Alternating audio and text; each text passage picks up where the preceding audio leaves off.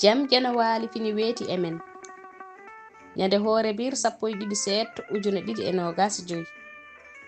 ina hawre 14 humtorandu ujunere temen nayi capanna e jeegom fergo jalna wayna ko aduna tan woni jalna wayna aduna nyengtotoɗo mo keptotoɗo wodani jalnowo wayna mo jaadiɗo fada kala nangunoɗo e ma a woppi ɗum ɗo tina kala cippirnoɗo e ma a libi ɗum ɗo guli ngala aduna aɗa juuti koyngal tawde hande hay mayɗo a suuɗa kono ɗum fof e wade noon koye janginde tan gonda nyande kala mboɗo yiya natal e ngo weeyo ina yowa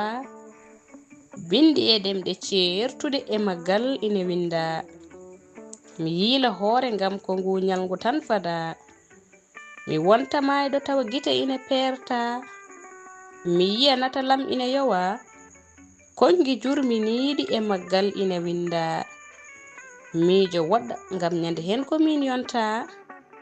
kala joginoɗo natalam nyande hen ina sohla haymo alano ngal nyande hen ina newnana yiɗɓe keewa ha sikke e ngurdam gaño ala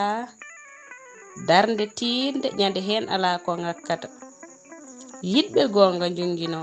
jurum heewi kono ala ko nafata ƴeewa tan aduna ko an jalnuno hanki hande ko an waynata kono ka alluwal mo ngal mo jangani bindi ma ala ko andata mo jangiɗi renani ala mo wondata aduna mo wi ina sifo ma wona ko gasnata tawde mo jubbi woppat mo jikki kadi woppat kuɗol lamtoro sall Abdoul Tokosel gorko mo ndulmaji dembe e dande si Fatimata Huuɗo debbo mo beelinaɓe duɗal Pulaar Murtuɗo Diop yo jam ñallu ñallene nder hen